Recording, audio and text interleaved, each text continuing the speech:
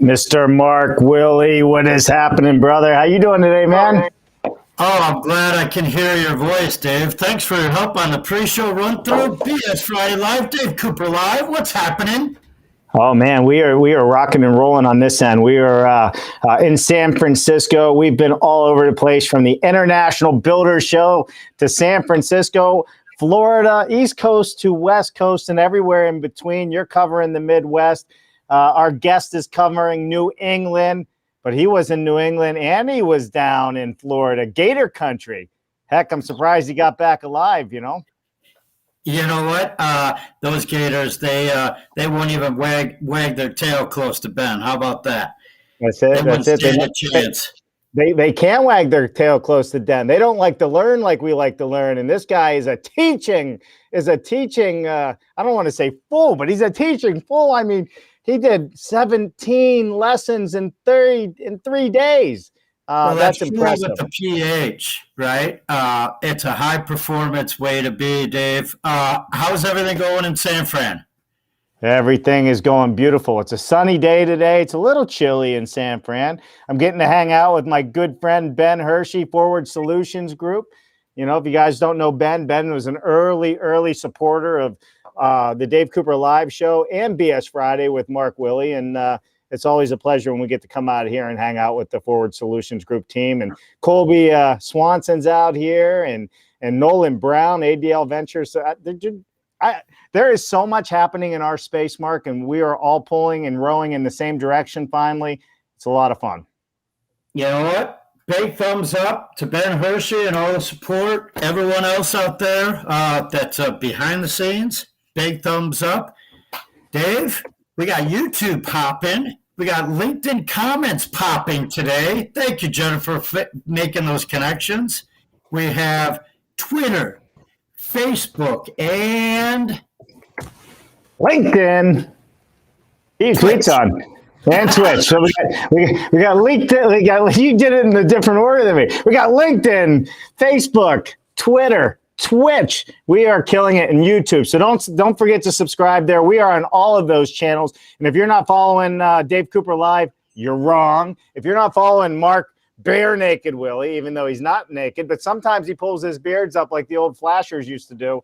You might see something. There it is, Passive House Accelerator. Mark, why don't we get into this? I see we have somebody waiting in the wings. I don't see any video camera on for them, but maybe they're just coming in from the back door. Why don't you give us an intro to who we have doing the intro? You know, I'm going to leave the surprise there, but please bring their voice in. It's a good friend of all of ours. It's a special surprise just for our presenter today. Ladies and gentlemen, Michael Maines. Hello, guys. Hey, Michael, how are you? Good. How are you, Dave? We're doing just fine. Thank you for joining us today. So you want to do a quick introduction here to this this fine character we have waiting in the background? Yeah. Oh, yeah. Absolutely.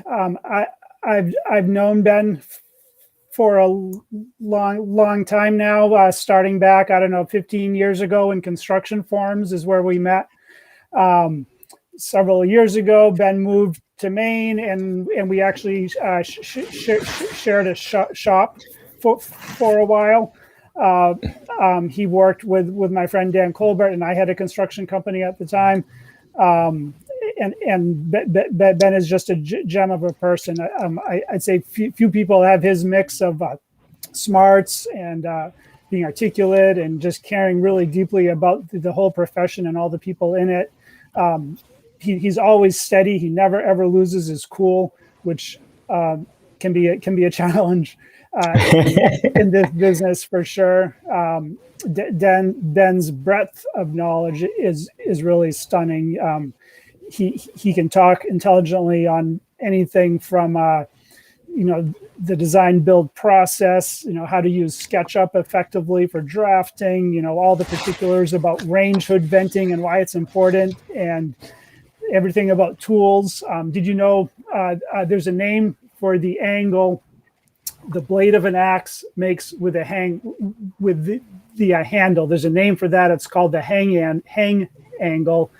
I learned that little piece of minutia from Ben. He knows a lot about edible mushrooms, foraging for mushrooms and food and music and cars. He's just super knowledgeable person and loves to share. With all that, he remains humble and sincere. For the last couple of years, I've been very fortunate to get to talk with Ben weekly on the BS and Beer Show, where he's one of our co-hosts. So I know Ben knows his stuff, and I'm looking forward to what he shares with us today. And thanks for adding that he's a fun guy, right? He is a fun guy. All right, Dave. Thank you, Michael. Let's bring forward Ben after the awesome introduction and background. Love that. Yeah, thank you, Michael, for joining us today. We really appreciate you. All right, everybody, drum roll, please, for the Ben Bogie Show. What is happening, Mr. Ben? How are you? I'm well. I'm enjoying a chilly snow day here in Connecticut. Got to stay home and not be on a job site and have some breakfast with my son and my wife. So everything's going swimmingly today.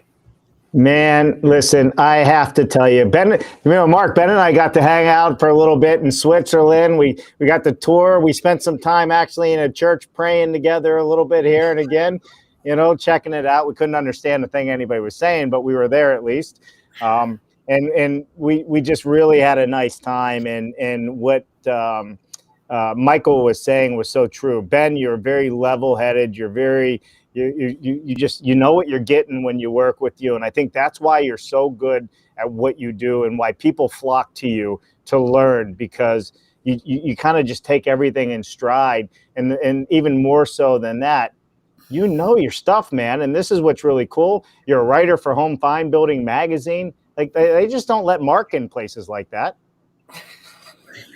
They don't let Mark into too many places, is my understanding. But no, I appreciate that. I got to say thanks to Mike Maines for the warm introduction. He's a gem of a human being as well. I don't know. I've just so I guess a little background on me might be fitting. I am technically a second or third generation high performance builder, and what I mean by that is my father and grandfather started getting interested in high performance building in the 70s. Right. They traveled up to Canada to see the resource conservation house that Harold Orr had built. They did trainings out of Minnesota and in Maine and started building this stuff back before I was even born. Unfortunately, the market wasn't ready for it at the time, so it didn't catch on. But I was a second generation builder. My dad was in the field. My grandfather was kind of the brains behind it. And so I had building science drilled into me since day one. It was air tightness, it was thermal bridging, it was insulation, and on top of that, it was also craftsmanship. I'm in New England, and there's a deep heritage of craftsmanship here. Which I've absorbed all of that. So I guess that's given me a footing to stand on as far as being able to speak about stuff. Still bad that they call me for this stuff, but it's all right. A footing. What an apropos word, right? This is brilliant. And it's nice that you get to be with the family today to bring this forward, because if we were on a job site, we would just hear questions being asked of Ben while things are moving. So it's a gift. You're a treasure for the industry, and a great way to get together on a Friday. Love it. Yeah, I do as well. And I see Michael has his camera on, so if Michael wants to join us, he's more than welcome to join us on the chat there if he wants to do that. So we can bring him back in just a moment. But first, I want to give a shout out, Ben.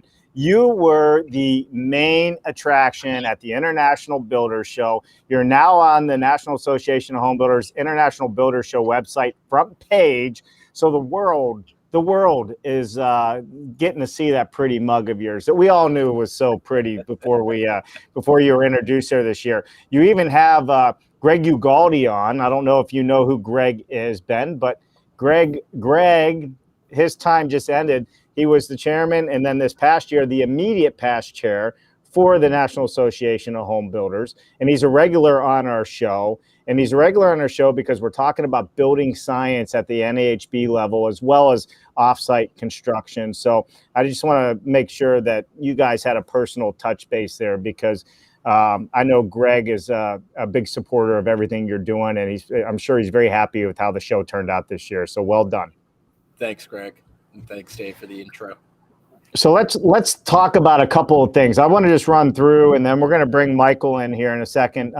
So you went through advanced framing, less lumber for higher performance and profit, an introduction to cross-laminated timber, base joint air sealing made easy, construction tape, stick it to air and water leaks. You talked about flashing and fluid, foundation insulation, right? High base joint sealing made easy. I mean, this construction tape, stick it to air and water leaks. I mean, from mild to wild. 17 sessions in 3 days. So I would teach for a half an hour, and then I was off for a half an hour setting up the next session. Yeah, it was a grind, but I continually humbled to be put into positions like this where I get to share these things with the industry. Really what we tried to do is I tried to format the content so we went through the house from the ground up. So we started at the foundation, the footings, and we talked about waterproofing and insulation at those levels. And then we just literally started to work our way up through the house and talk about all the different things that go into how a house performs. And this isn't necessarily with the directive of trying to make some super high performance house. You could take some aspects from it to do those things, but it was really just to try and help people understand the different levers at play in each one of those areas and how you can affect the outcomes with what you do in the building process. So there's a lot of details that people aren't familiar with because they get very siloed into the way they learned how to build. Hey, Mike. And I was just trying to get people to see that there's other options. You know, I'm one of those people. Right. I'm a serial experimenter. I don't build the way that I built on the last house. I am always trying to find something new until I find that I can't get it any better. And then I leave that part alone and I try something else. So I think that's a lot of good things. Yeah. Well, let's dive into this a little bit, you know, Ben, because you're a master at your trade. You're a master at the information that you're putting out there. What I want to know, because we talk about this on the show all the time, what I want to know is, what was the most common question you got from 70,000 plus attendees at the International Builders Show? Because that'll tell me what the rest of this audience might want to hear as well. I wish I could say that there was one common question. Yeah. I think what there was a prevalence of questions about everything we touched on, which for me, the biggest takeaway was I was really kind of hoping to see like one session that stood out, because then it allows me to inform what I'm going to teach in other locations, but it didn't. My takeaway was that the industry is thirsty for information. They're thirsty, I think, in a lot of ways for these in-person interactions, because there is, you know, a lot of us, we're builders or involved in the building trades, and we're very, you know, tactile learners, hands-on learners, experiential learners. So I think that this in-person thing satisfies that learning requirement for a lot of people. You know, I think there's a lot of people that don't learn it as well or ingrain it as well by reading about it or by watching a YouTube video on it or something like that. They need the in-person interaction.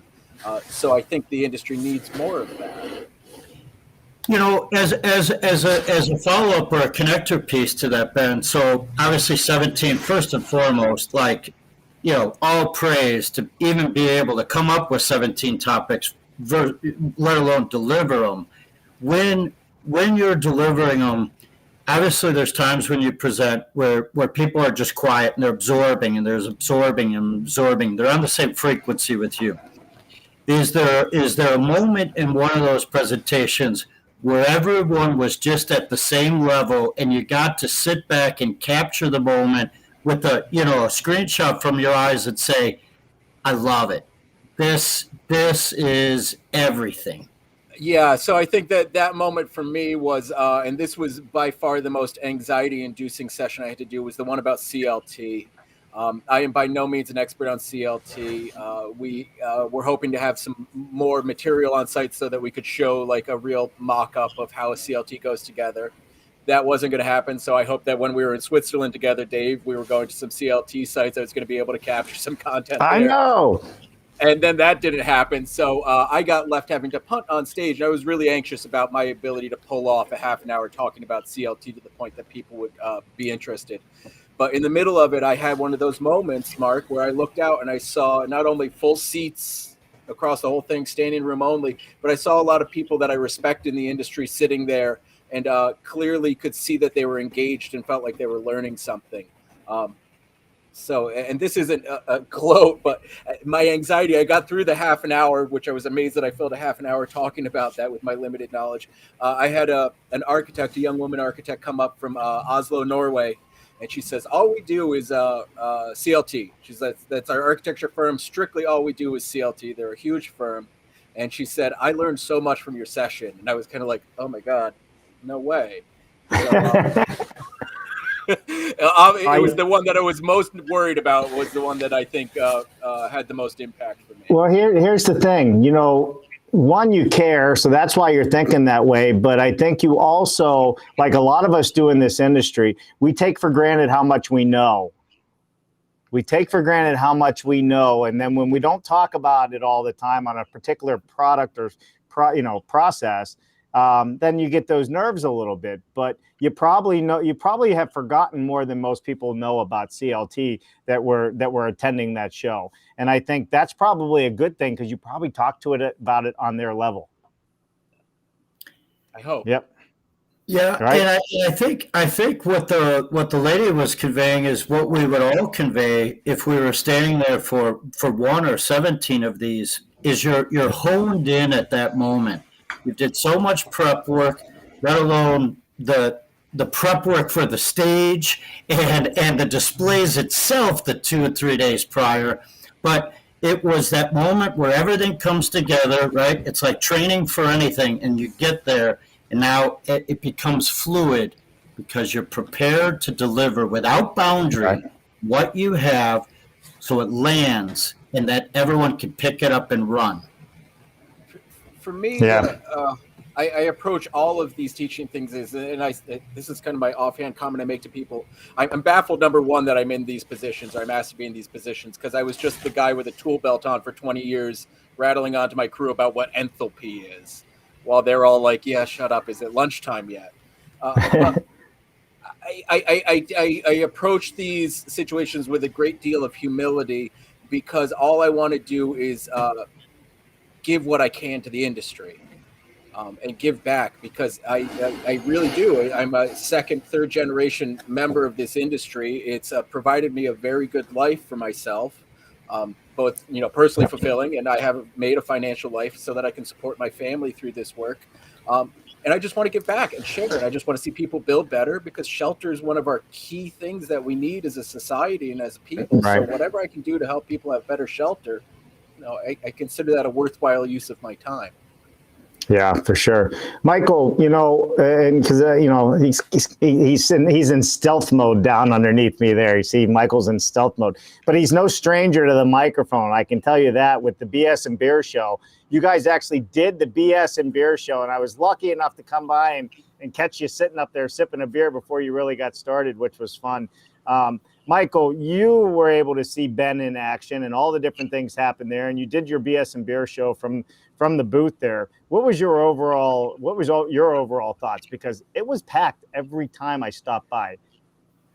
Yeah, or actually, I wasn't able to go. You might remember me as the poster board cutout figure instead, because I wasn't there. But you're right. Yeah.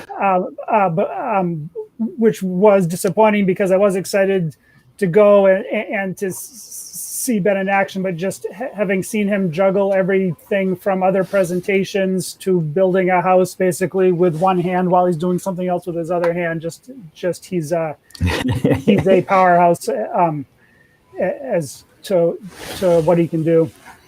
Yeah. Dave had been before earlier this week or today rather, I was talking to Michael about it, and I was captivated while y'all were in Florida because the cardboard cutout to me was like the cardboard cutout of Joe Montana or Shaquille O'Neal, where we have a leader, can't be at an event, but is at an event with a cardboard cutout. So for those of you who don't know Emily, connect with Emily. She's responsible for that awesome cardboard cutout, and it should be sold on Amazon for $10K, no doubt. 10K, come on, look at that. Wow. Look at the guy. 10K, he's better looking than all of us. 20 at least, Mark. Jeez, my God. Plus a signature and a personalized voice recording of any BS Beer episode. How about that? 25. I'm gonna reach down and just steal your hat if I can get it. All right, so hey, you know how long it took me, Michael, to realize I have to go in the opposite direction on these cameras. You can never just reach over to Mark. But so hey, Ben, listen, I have to ask you. I want to know mild to wild 10 wall assemblies. What? All right, why do we have 10 wall assemblies? Like, really, you're sitting there teaching 10 wall assemblies? Yeah. And it was actually 9. We were hoping to have some T studs there, but it didn't happen. So we would have had 10, but they were there in spirit, like Mike was. Yeah, so we basically walked through 10 different options of how we can construct walls. And like I said before, I'm trying to show people options, systems. Because number one, not everybody is comfortable with certain materials as other people are. Some people may not have the access to some of the materials we were using. And then also it was a spectrum of performance. We started at just above a code-built wall and how you could improve the air sealing of a code-built wall a little bit to make it perform better, all the way up to vapor open, low carbon, passive house level wall systems. And it really was just me trying to put options in front of people, because if you don't see them, you might not know they exist. Yeah. Well, and that's what it's all about. And Ben, what I love about you, and it's what we try and focus on this show, like my whole goal with Mark, Wille, and Michael is to bring all this technology information and all the big words we use and the pH for passive house, and when we spell words with pH, and break it down to the average Joe who doesn't really have the knowledge or the skill to understand what all of our little acronyms are and all the different things. And I think that's what's so great about the International Builders Show and the way they run this program with you on stage is because, like you said, most people that are actually out implementing the process and the product are visual learners. They're not going to sit here, listen to us talk and go, oh yeah, right, I get it now. You guys are up there on stage building it. How valuable to what you do on that stage, and what is the value that you take away from the amount of people that show up to watch you in action, showing them proper techniques on how to use this stuff? So you just sit back and in awe, like, I can't believe this? Well, yeah, that is definitely a part of it. I still am surprised that people show up to hear me talk, but what I take away is some of the best moments are the questions that I never see where they're coming from. People will come out of left field with questions that I had no anticipation for, and those keep me on my toes and make me look at things differently. But I think the biggest thing for me that I take out of this is I want to deliver accurate information. So beforehand, I'm really trying to do my homework and really think through everything that we're going to discuss, and that keeps me sharp in my professional life here when I'm actually building. On top of that, the tertiary benefit that I get from doing these things is the industry connections I get to make with manufacturers and experts and specialists in the field to help put these things together. Those inform the work that I get to do in my day job. Yeah, I think that's the part that lands the most is how you said it for me. You said the specialists in the field. It's my favorite way of saying it. I'm glad to hear it from your strong voice as well, because subcontractors is not a powerful word, but specialists is a powerful word. And we know from speaking in the language of performance and building science that sometimes words are not landing. And we also know the power of words. So thanks for using the word specialist. I think it's beautiful. I think it's timely that we adapt to that way of speaking. And then Dave was mentioning right before you commented on the acronym of And for the same accord, there's better acronyms that land farther, reach farther, are more attainable, and that's PGH, right? Pittsburgh. A pretty good house. So you said there needs to be visual aspects. Well, hey, there's a book, right? There's a book. PGH, that's, yeah, pretty good houses in Pittsburgh. That's what he's saying, being from Pittsburgh. I gotcha. So there's those acronyms again. All right. Listen, everybody, if you're out there and you want to ask the experts that we have on the channel any questions, now's the time. Put a Q there. I'm gonna put up a couple more things that I really want to cover, Ben, that I don't think people will understand, from just seeing the name on the class that you were given at IBS. Base joint air sealing made easy. So when you say base joint, what the heck does that mean? Is this an Air Force base? Is it base of a table? We want to make sure that we don't need any top secret classifications or anything like that for this one. The base joint is specifically, it's where generally the wood framing meets whatever the foundation is. Where your mud sill sits on top of your stem wall, where your bottom plate sits onto your slab. Those locations are notoriously leaky for air and even for water in some cases. And they're an easy grab. They're an easy place that we can have a huge impact on the air tightness and the quality of the construction. So yeah, we went through, using gaskets, using sealants, using tapes, using different methods on how you can approach and stage the work so that it isn't difficult. And one of the things that I want people to take away from any of these sessions is that reaching a high level of performance isn't expensive. The thing is you have to make sure you have the materials on site and you've thought about how you're going to use them. And that's really all it comes down to. None of this is, like Basic says, it's not rocket science, it's building science. It's literally just making sure that you order the stuff from the lumberyard and you use it. Right. And when we think about how simple it is, right? It is simple because the base plate is short lineal footage compared to the square footage of your wall. Go ahead, Dave. Is that the same as a sill plate? Just so people that are listening think of a base plate the same as a sill plate? Because we've always called it a sill plate. We go. Base joint is the overarching term for all of those conditions. It's where the framing attaches to the foundation. Right. There you go. Whatever your foundation is and whatever your framing is. So, typically that's going to be bolted through, right? Sometimes they're already standing up, but that is small linear footage.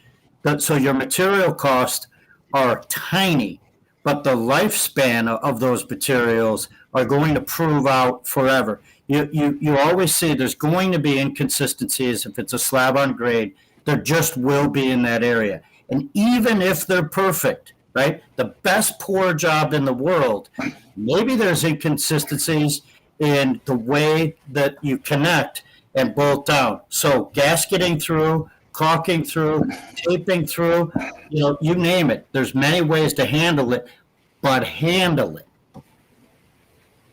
It's kind of like just do it, right? How do you get involved? Just get involved. I love it. Hey, so our good friend Jana, who was just on the show, says a pretty important comment, right? When you got wood, capillary movement is a huge concern, but not just with wood. Concrete can wick as well. Am I right or wrong? Absolutely. So that was before we did the base joint. Like I said earlier, we tried to stage what we were teaching from the bottom up. So we started at the footings. And one of the big things that we talked about there was the use of a capillary break between a stem wall and a footing. Because we all know water can rise via capillary action, and about where it tops out in a tree is about 350 feet, which is as tall as a giant redwood or a sequoia. That's as far as wood can physically move water vertically. Well, concrete can move water vertically about 7.5 miles. So literally, you can put a 7.5 mile tall tower of concrete in a puddle at the bottom, and over time, it will draw that water all the way up to the top. I swear to God, it's physics. 7.5 miles.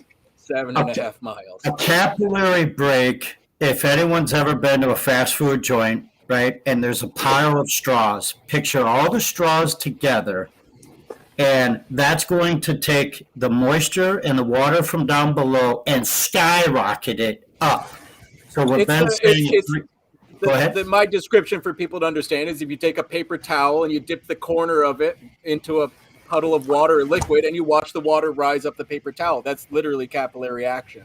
So a tree can do it for about 350 feet and concrete can do it for about 7.5 miles. One of the very first Fridays, Dave, you remember I poured on a plate a puddle of wine, and then I took a 2-by and I set it in it. And by the end of our show, the wine had already risen 5.5 inches with no voodoo, no witchcraft, right? Pure straws bringing it forward.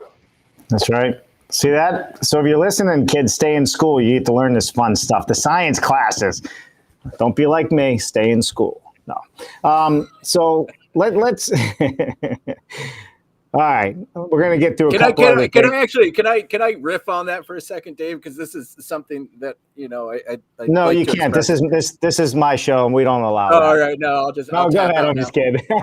No, so the school, and this is something that I bring up because it's very important to me. I dropped out of high school in my freshman year. I was a non-typical student. I wasn't engaged by schooling, but yet here I am. I've managed to end up in a position as an industry expert or something like that.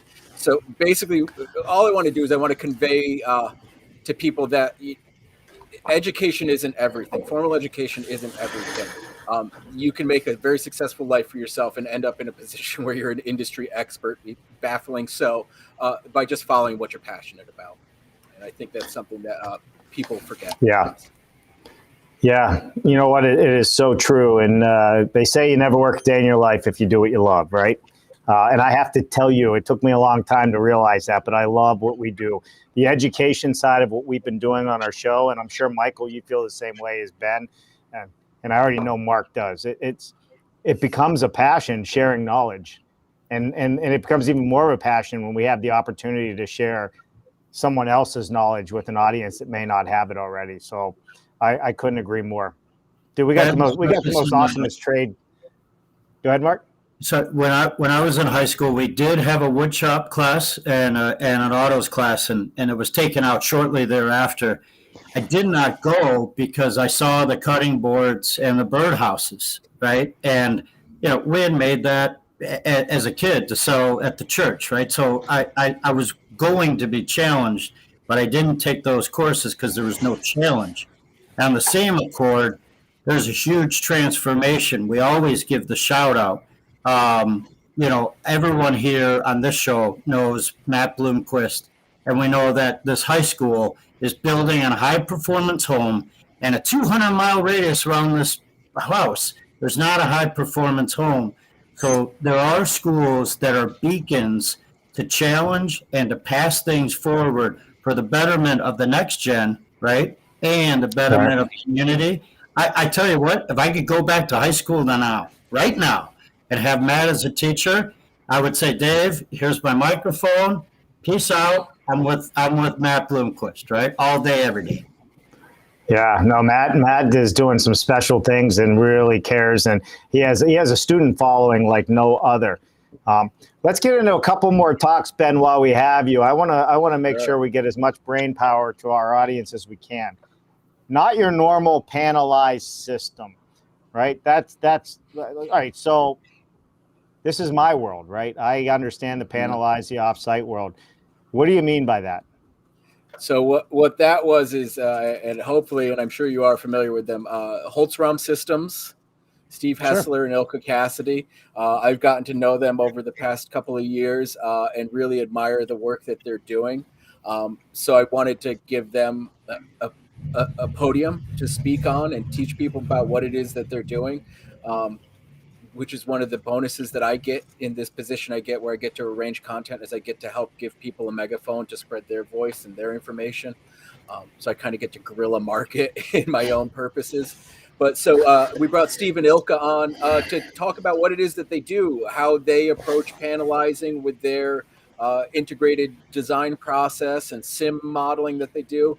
And then to really talk about just what the wall is that they build and what these building assemblies are that they build, and talk about the physics and the building science behind why they design these wall systems this way, that you're able to deliver low carbon, high performance vapor open panelized passive house buildings reliably and repeatedly. It's Yeah. pretty fascinating. So that's what that session was all about. Yeah, and that's so everybody knows. I mean, they're using an automated system, right? That's the Blueprint Robotics old factory. Yes. Yeah, they were with Blueprint, and now they're doing work with New Energy Works out of New York, because Blueprint's mainly focused on multifamily, which good for them. Sure, sure. That's actually so both of them were on the BS They've been on Accelerator. They've been on this program, and the interesting part is what they've developed with the sim and their systems is it can go to any factory, and so it's very advantageous, right, for factories to have people that understand what they do and be the connection point from a site and a builder and the factory, and to have that basically solution with precision. They can tell you, Dave, in one click of the mouse, they can tell you all the fasteners and where the fasteners are going. I love the sim system, and their personalities are incredible leaderships. They don't have to speak in their engineering hat, and the fact that they were on the center stage bringing that forward, it's a beautiful thing, Ben. It was very important for the industry to replicate. Was this the system they had? Yeah, we did one of the opaque walls. Okay. Which is actually a wall that I've built in the field, not as a panelized wall, but as an infield wall, which is it's better as a panelized wall. Right. Yeah. One of the other things that we gave them a session on, we had 2 stages in the building zone. I also had them on for a session where they talked about the sim process. But one of the things that really intrigued me with their system is that they can take a set of architect's design drawings, and they can turn them into a panelization plan and a set of shop drawings that I could essentially hand to my framer, and I could take my 62 and 63-year-old framers and put them in an industrial condo somewhere, heated, air conditioned, comfortable, and have them panelize this themselves. Because we're up against this trade shortage where, literally both of my 2 framing subs, one of them 62, one of them 63. And I don't see any really great replacements coming up locally to take their spot. So that's right. Somewhat selfishly, I'm looking at ways that I can extend their career if they're willing to do it. And that's something that we're looking at, is the ability to give them shop drawings and put them in a comfortable space where they can work and, work at waist height comfortably and be able to continue to build for us. Well, that's interesting, because we also know the benefits of the offsite is it increases longevity, right? You're not spending your days unloading and loading tools. You mentioned the waist height, and then the thing that stood out for me is you said air condition. I mean, good night. That not only is that going to help the material not go through the flex, but it's going to help us not go through the flex and the drip and the drip. We're sweating already. We are. We're exploring every option that we can, from panelized to micro panelization to modular and all of that, because if we're expected to continue to build at the volume that we're being asked to build in our market, we're going to need other options. Yeah. Well, listen, that is one area that I can help you with. I travel the country and I go to all of these manufacturers, and whether it's panelized, modular, CLT, or I think even in your market where you build, that hybrid approach, so you can meet the customization level that your clients are going to expect, along with the passive house standards, right? I think that's going to be super important. All right. Sticky or stapled when it comes to house wrap. Now, we've all seen the Tyvek. We've all seen, I see Etienne's on here from SIGA, right? What's up, and Etienne, good friend of the passive house community and energy efficiency. My opinion, probably the best house barrier wraps out there and tapes out there. But, I'm a little impartial because I like the guy and I like his product. One of our favorites with the PH, Dave. That's good. Yeah, yep. But, and I'm an air boss. Did you know I'm an air boss, man? No, I didn't know you were an air boss. Are you an air bender? I'm an air boss. I went to SIGA's training, so I'm an air boss. Oh, nice. That's what Mark coined me. So I can come up and I can make sure you do it, build it right, build it tight. I can do it all. All right, let's get in. Yeah. Sticky or stapled? Sticky or stapled? Okay. So one of the directives that I used when I was putting together the content this year is I'm trying to show people systems and approaches because first off, we're in a world now where we have all sorts of different systems that we can choose from depending on what we need for our project. And second of all, we're in a world where sometimes we can't get things. So we need to pivot and use something else. So what I was trying to show is people options. And two of the options that I showed were sticky house wraps, fully adhered, self-adhered house wraps, weather barrier systems, and stapled or mechanically attached sheet membrane weather resistant barrier systems. And what I wanted to do is not to put one against the other, not one is better than the other, but it's to show people how to work with those so that you can understand when you might need them, or if you have to use them, how you can use them. So I was able to, we showed DuPont Tyvek. DuPont was one of our large sponsors for the building zone. Very thankful for their support. And I was able to show some Etienne Siga products for the fully adhered membranes and just give people a basis to understand what these things are. Yeah. There was a number of sponsors for the area you were in, right? I think Tyvek was a sponsor. I believe Rockwell was a sponsor. We had a lot. Yeah, we had and it was kind of a sea change year for me too this year because historically DuPont was the sponsor, but this year we were able to have DuPont and Huber play nice on the same stage, which is a big political shift. Or maybe not. Maybe I'm making too much out of it, but it's nice to see competitors come together to support education. So that was nice. Yeah. We had DuPont, we had Huber, we had Rockwell, we had Hike Micro Thermal Imaging, we had Max Tools, we had Santa Fe Dehumidifiers, Anderson Windows, Proseco, all sorts of great industry partners that came together to help us put this on. That kind of camaraderie that comes out of the diversification. Let's back up a second and say, if DuPont and Tyvek wasn't around in our early years, there wouldn't be an opportunity for the other membranes and tapes to be here today. I tell you, my personal experience with Tyvek when it rolled out was, I'm not going to put this paper on a building. I was resistant. It was new. I'm not going to use it. And then what happened was, I don't know if you remember this, Michael or Dave or Ben, but they gave us coats. They gave us coats. And so I had the Chicago Bear coat, and I put it on, and I couldn't believe it because I'm standing there on a cold, cold fall day, right? We're all outside, and I'm fine. There is no wind hitting my chest and arms. And I was like, holy crap. If this works for me, right? And I was young. I was definitely young. I was like, imagine what this does for our building. And I couldn't believe it. So those roads that were traveled, it's why a lot of us are here today, because people took the steps to transform our building stock. And that was a seed planter of how important it is.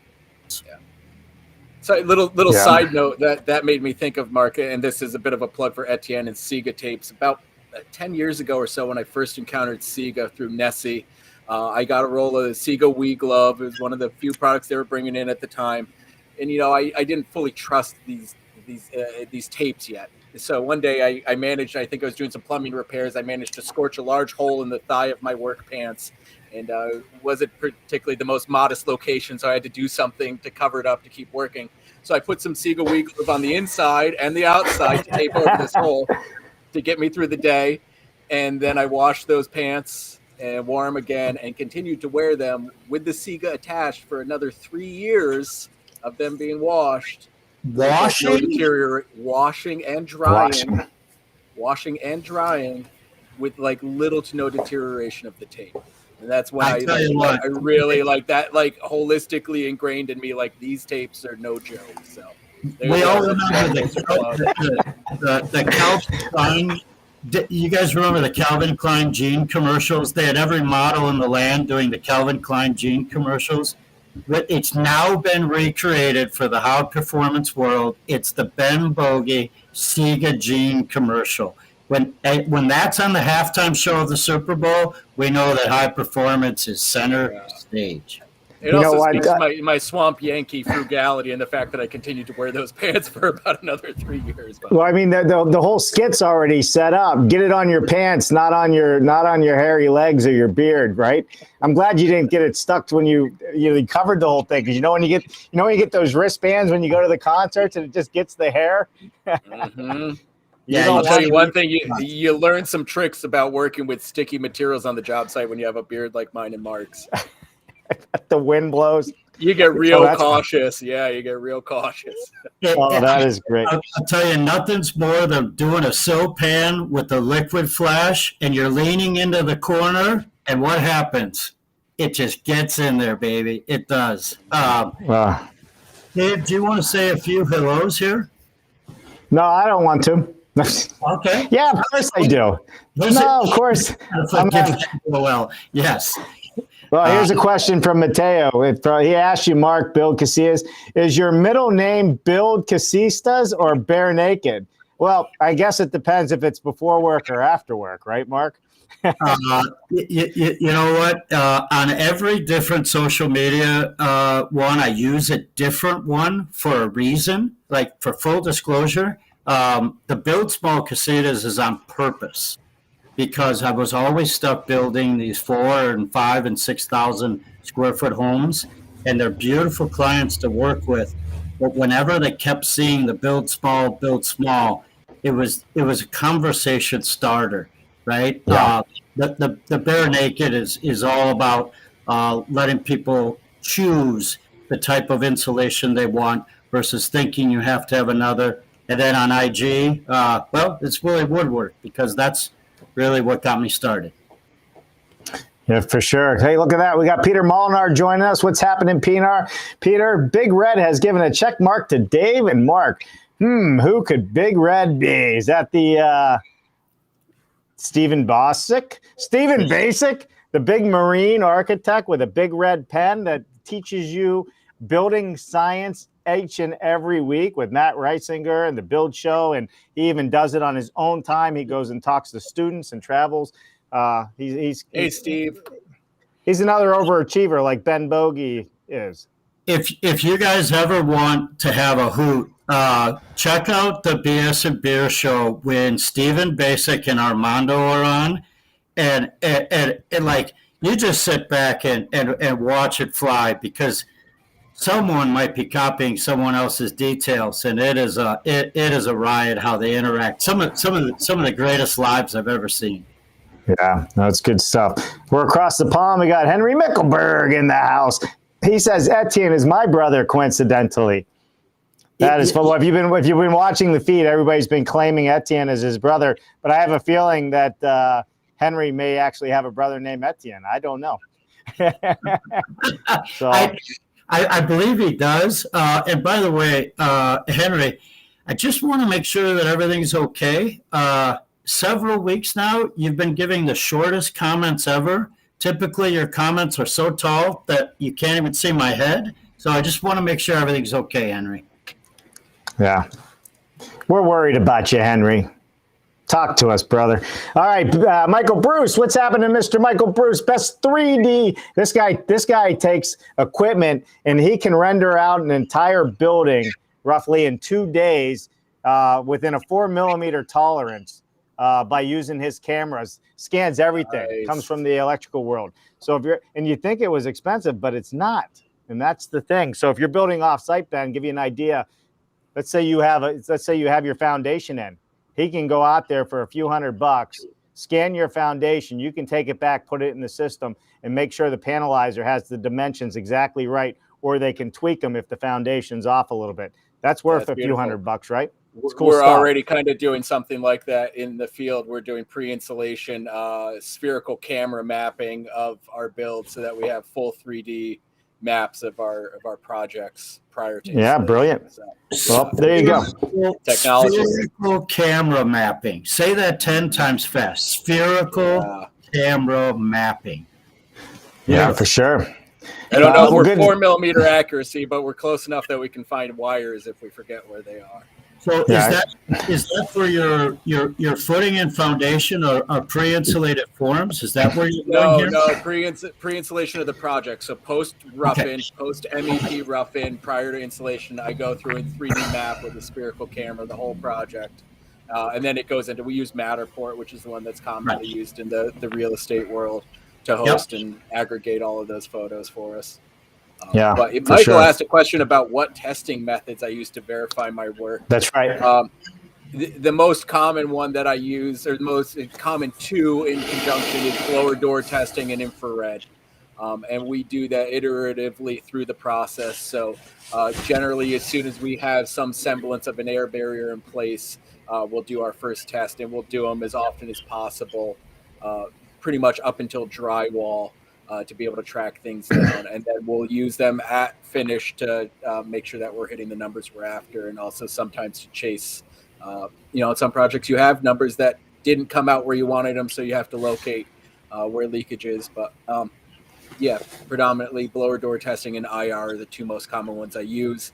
I also bury sensors into my building, so I use OmniSense sensors that I bury into building assemblies that track temperature, relative humidity, and wood moisture content, and I'll put those in strategic locations in the building, and that allows me to monitor the building performance over time. When we're talking about super insulated structures, we have to be very cognizant of how some of them are performing with moisture and humidity. So I'm trying to gather data there. We'll also do indoor air quality sensors in our buildings to make sure that our buildings are performing well as far as the IAQ goes, energy monitoring of the panels to make sure that we're watching the loads in the house predominantly on the MEP systems, because those are the ones that we want to track. Make sure that the heating, AC, and all that is working the way we want it to. Wait. All right, Ben. Ben, this is what you're doing for customers you're building homes for. You're monitoring and tracking the data and the health of the building that you're building with their kids live in and their family lives in. You're doing this for your own knowledge and your own fun as an added benefit I mean, this is... I need a more exciting hobby, Dave, is really what it comes down to. But for now, this is what I'm doing. But what a value to the consumer. What a value an extra value that is to whomever you guys are building for. I mean, that should be touted around the world, so every builder has to live up to your standards. But to me, it's and it really, like, so generally the consumer or the client has no interaction with these systems, because for the most part they're just proving that everything's working, so we don't have to tell them anything. But for me, it's been an incredible, I'm on year 4 of doing this now, maybe almost year 5, and the data that I've collected and the ability to see what's actually happening inside of the walls and the roofs and inside of our buildings and see it with real numbers has been incredibly informative. I think Coda from Building Science Corp one time said that an idea without data is just an opinion. So if we have these ideas about what our buildings are doing, but we don't have any data to back it up, it's just an opinion. Yeah, right. With these sensors, Dave, remember these buildings have been blower door tested religiously throughout the project, so they're tight enough where Ben can actually tell whether you're sleeping, cooking, cleaning, right, or showering. It sounds funny, but you could dial in and actually know what's going on in the building. It's amazing. Oh yeah, I can go in and I can look by the hour scale of what's happening inside of the building. I can tell when somebody was either showering and didn't have the bath fan on, or was canning tomatoes or something in the kitchen. Now, if you really throw it off, right? Just trick Ben and open up all the windows. That's a great one. At the same time, there was a product that won at the International Builders Show called Swidget. Have you seen it? No. So get this: we had it on our show, best of show, and they're light switches and outlets. But in the center, between the top outlet, bottom outlet, you can plug and play the sensors. I have sitting right behind me. Braun Newtone was one of our sponsors for the ventilation sections, and they sent me over part of their. I can't remember the name of the product line right now, but it's the exact same thing. It's switches and plugs that have total VOCs, CO2, and PM 2.5 monitoring, and the next round we'll have relative humidity monitored as well, so that we can control the ventilation systems based on interior conditions versus arbitrary numbers. Well, what's so great about this is plug and play. So as the builder, as you're building, you can actually even put the module in that's a little camera, so you can view what's happening, and it becomes your on-site work camera. And then when you're done, the customer can pick whether they want to monitor air quality in their baby's room or they want to monitor humidity in that part of the house, because it does. But the nice thing is, as a builder, you can put all this in. You can use it for your own ability to monitor what you're building, whether it's cameras or information, and then switch out that centerpiece, not the whole outlet. Just pull out that one centerpiece and put in whatever the consumer has decided on. So there's a lot of great technology coming out of this, and that could send data back to you as well. I'll tell you what, 10 years from now, guys, we're going to go back and look at this episode and laugh. Yeah. We're just going to laugh. Like the progression we're having in the building materials and what we're using is like what's happening in our phones, right? It's no longer connected on the wall, right? It's just amazing. It is amazing. All right, everybody, listen. All right, I got to put Henry's up there because now you got him going. He says, Ben uses some pretty fancy word for a guy who dropped out of high school. I'm starting to wonder if the education system isn't faultless. Wow. So we also have some announcements. There's something coming up. Is it next week, Michael? Can you give us some updates on what's going on? Yeah. Here in Maine, we have the Maine Indoor Air Quality Council, and they have an annual conference one day that's always really high quality. The last couple of years it was virtual. This year it's in person again only, but the keynote speaker is Sam Rashkin, who's the chief architect of the Department of Energy, talking about basically his version of Pretty Good House. I don't think he uses those words, and I'll be there with Ben and my mutual friend Darren Colbert talking about Pretty Good House stuff as well. That conference continually punches above its weight year after year with the quality of content it delivers. I can urge anybody that has the opportunity to go. Consistently excellent content. Yeah, that's awesome. And next week is also the NESE conference, the Northeast Sustainable Energy Conference in Boston. So that's another great one coming right up.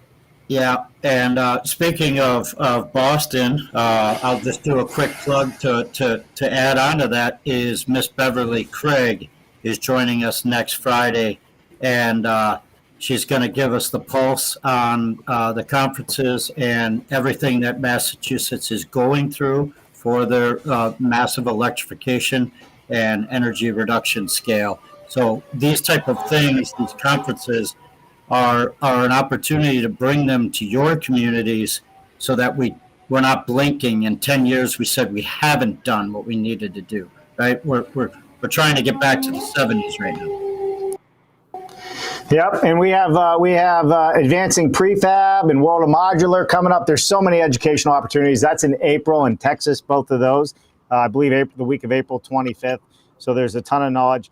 Well, listen, gentlemen, that's about all the time we have for today. I'm sure we could go on forever, but I'm sure you guys also have a ton of stuff to do. If anybody has any questions or comments, put them out there. We will make sure that Ben, Michael, and Mark get those comments, and we will make it all happen. As you can see below, if you're not subscribed to the YouTube channel, you're missing out on all of this. Most people don't realize it, but this show is watched every Saturday morning. We're talking over 100,000 times. You want to watch what we have going on each month because people are tuning in. They're taking this information and they're using it for their knowledge and their education. So we're having a real blast with everything we're putting out here. So Ben, Michael, thank you so much for joining us today. You guys are rock stars. And remember, next year, right? The end of January 31st through February 2nd, is the International Building Show again, right? So Vegas, baby. Right. Just because it's February now and almost March, that doesn't mean your little paper calendar that's really easy to write on. It takes 6 seconds. You grab the big red marker like Steven, you circle it, and you say, that's where I'm going. That's where I'm connecting, because I want to be a part of 17 presentations. And Ben can't get another half-hour break. He's just going to keep going. We're going to pull the string, and he's going to go, baby. Well, it's not going to be 17. It's going to be 19 next year because he found he had a little bit too much time for lunch. So we'll give him. Yeah. I didn't eat lunch any one of those 3 days. Yeah. Next year, Ben, they allow you to do 6, not 17, because you ran the gambit. Whatever you feel like doing, we're all going to be all ears. Get your butts in the seat. That's it. That's it. All right, listen, everybody. I will be on a flight from San Francisco back to the East Coast tomorrow, so I will not be doing coffee with Dave in the morning unless they have really good Wi-Fi. I found somebody else in the world that has a much harder time figuring out Wi-Fi, and that's the airlines, and I do. So on the road. But anyhow, we will be back Monday. We got a lot of great shows coming up this week. And hey, Wednesday, guess what? We are going to be live streaming information of a modular factory in China. That's right. Stack Modular is going to be on this upcoming Wednesday. We're going to showcase what's happening with that. You guys should definitely join us. We'll have some fun with it. All right. There's some beautiful things happening in the world. Yep, we're going to bring it to you live. All right, you two don't go anywhere. Ben, Michael, you stay right there. Mark, you know the deal. The rest of you have a wonderful day. We'll come back to you guys right after our outro. Bye, everybody. Thanks.